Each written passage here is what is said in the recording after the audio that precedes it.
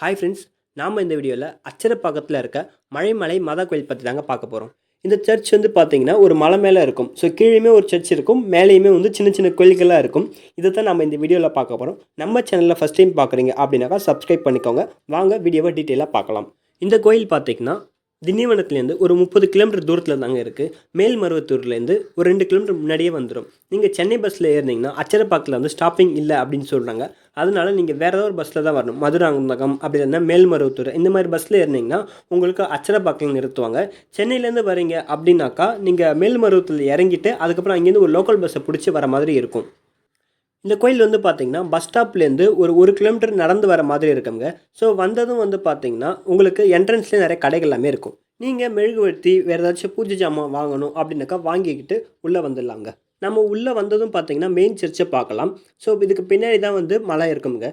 So இந்த entrance வந்து பார்த்தீங்கன்னா ரொம்ப பெருசாகவே இருக்கும். இங்கே நிறைய பேர் உட்காந்துடலாம். அதே மாதிரி சேர்ஸ்மே அவ்வளோ வச்சுருந்தாங்க. நான் போன அன்றைக்கி நியூ இயர் அப்படின்றதுனால இங்கே அன்னதானமே போட்டிருந்தாங்க. ஸோ அவங்க மைக்கில் அனௌன்ஸ் பண்ணது பார்த்தீங்கன்னா ஒரு 4000 பேர்கிட்ட நாங்கள் சாப்பாடு போடுறோம் அப்படின்னு சொல்லியிருந்தாங்க. ஸோ அவ்வளோ பேருக்கும் அவ்வளோ டேபிள்ஸ் இருந்தது, அவ்வளோ சேர்ஸுமே இருந்ததுங்க. ஸோ புளி சாதம் இல்லை சாம்பார் சாதம் அந்த மாதிரி எதாவது போடுவாங்கன்னு நினச்சேன். வெஜிடபிள் பிரியாணியே போட்டிருந்தாங்க. ஸோ நல்லாவே இருந்தது. சாப்பிட்டு அப்படியே வந்தாச்சு. நம்ம ஹால் பார்த்துருந்தோம் இல்லையா, அந்த ஹாலுக்கு ரைட் சைடில் வந்து பார்த்திங்கன்னா ஒரு பெரிய குடில் வச்சுருந்தாங்க. நம்ம நிறைய இடத்துல குடில் பார்த்துருப்போம். இது எல்லாமே சின்ன சின்ன குடிலாக தான் பார்த்துருந்துருப்போம். இவ்வளோ பெருசாக பார்த்துருக்க மாட்டோம்.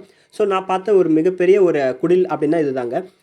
இது வந்து கிறிஸ்மஸ் டைம்லேருந்து நியூ இயர் டைம் வரைக்கும் மட்டும் தான் வச்சுருப்பாங்க. ஸோ அதுக்கு மேலே எடுத்துருவாங்க. லைட் செட்டிங்குமே ரொம்ப சூப்பராகவே இருந்ததுங்க.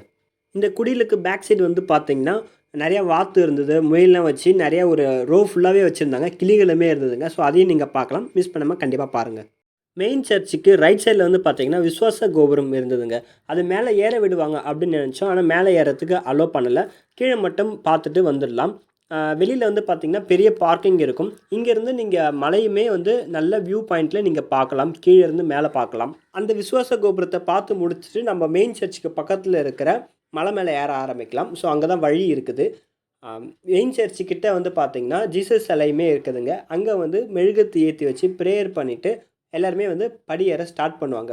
இது வந்து பார்த்திங்கன்னா ஃபுல்லாகவே படிக்கட்டாக தாங்க இருக்கும். பெரிய கஷ்டமான மலைகள் ஏறுற மாதிரிலாம் இருக்காது. ரொம்ப சாதாரண சிம்பிளான ஒரு மலை படிக்கட்டு தாங்க. வயசானவங்க கூட ஏறுறதுக்கு ஈஸியாகவே இருக்கும். அவ்வளோ சின்ன சின்ன படிக்கட்டுகளாக தாங்க இருக்கும். நம்ம மலை ஏறுற வழியில் பார்த்திங்கன்னா ஃபுல்லாகவே வந்து ஒரு சிலைகள் வச்சுருந்தாங்க. அந்த சிலைகளை பற்றின தகவல்களையும் அது கீழே வந்து எழுதியும் வச்சுருந்தாங்க. அது பார்க்குறவங்களுக்கும் புரிகிற வண்ணமும் இருந்ததுங்க. போகிறப்போ படிச்சுக்கிட்டே போனீங்கன்னா நிறைய விஷயங்களை நீங்கள் தெரிஞ்சுக்கலாம் அப்படின்ற மாதிரியே இருக்கும். இயேசுலாம் இங்கெல்லாம் இப்படிலாம் இருந்திருக்காங்க, மாதா இங்கே இருந்திருக்காங்க, இத்தனை புனிதர்கள் இருந்திருக்காங்க அப்படின்றத பற்றியும் நீங்கள் நிறைய தெரிஞ்சுப்பீங்க. ஸோ முடிஞ்ச வரைக்கும் ஒன்றுத்தையும் படிச்சுக்கிட்டு பொறுமையாக அப்படியே ஏறி போயிட்டு வாங்க. உங்களுக்கு தெரிஞ்ச புனிதரோட பேர் எல்லாத்தையும் கமெண்ட் பண்ணுங்கள். எனக்கு இப்போ தெரிஞ்ச ஒரு புனிதர் பார்த்தீங்கன்னா அந்தோனியார். ஏன்னா நான் படித்த ஸ்கூலோட பேரும் அந்தோனியார் அப்படின்னால அந்த ஒரு பேர் எனக்கு நல்லாவே தெரியுங்க. நீங்கள் மலையிலேருந்து கீழே பார்க்குறப்போ மரியே வாழ்க அப்படின்ற வாசகம் வந்து சர்ச் மேலே எழுதியிருப்பாங்க. இதே வந்து நீங்கள் ரோட்டில் வந்துட்டு இருக்கப்போ பஸ்லேருந்து பார்த்தீங்கன்னா மரியே வாழ்க அப்படின்றது பெரிய வாசகமாக மலையோட சென்டரில் எழுதியிருப்பாங்க. நைட் டைமில் பார்த்தீங்கன்னா நல்லா இருக்கும் அப்படின்னு சொல்லுவாங்க.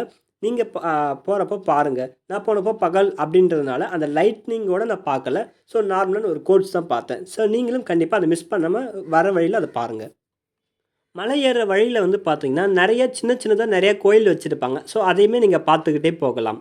நம்ம நிறைய மலை ஏறி இருப்போம். அந்த மலை எல்லாமே பார்த்திங்கன்னா ஸ்ட்ரைட்டாக ஏறும். ஆனால் இந்த ஒரு மலை வந்து பார்த்திங்கன்னா வளைஞ்சு ஏறும். அதாவது பஸ் ரூட் வந்து போகும் பார்த்திங்கன்னா ஒரு மலையை குடஞ்சி சின்னதாக வளைஞ்சு எடுத்துன்னு போவாங்க பார்த்திங்களா. ஸோ அந்த மாதிரியான ஸ்ட்ரக்சரில் தான் இந்த ஒரு கோயில் இருக்குதுங்க. எல்லா இடத்தையுமே வந்து ரொம்ப க்ளீனாகவே மெயின்டைன் பண்ணியிருந்தாங்க. ஸோ எங்கேயுமே நிறைய குப்பைகள் அந்த மாதிரி எதுவுமே இல்லைங்க. ஸோ ரொம்ப க்ளீனாக மெயின்டைன் பண்ணிகிட்டு இருந்தாங்க. மலை அப்படின்னு வந்ததுக்கப்புறம் வந்து பார்த்தீங்கன்னா வியூ பாயிண்ட் இல்லாமல் இருந்தால் எப்படி இருக்கும். ஸோ இங்கேருந்து நிறைய வியூ பாயிண்ட்ஸ் நீங்கள் பார்க்கலாம். சூப்பராகவே இருக்குங்க.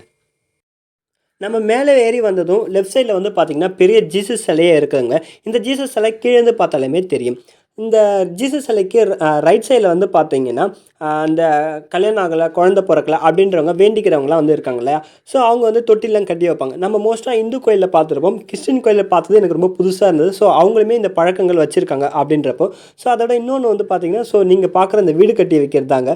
ஸோ எல்லாருமே வீடு கட்டணும் அப்படின்னு பெரிய கனவு இருக்கும். ஸோ அவங்க எல்லாமே வந்து கோயிலில் போய் சின்ன கட்டி வைப்பாங்க. கட்டி வச்சாங்கன்னா சீக்கிரமாக வீடு கட்டிடலாம் அப்படின்றது நம்பிக்கை.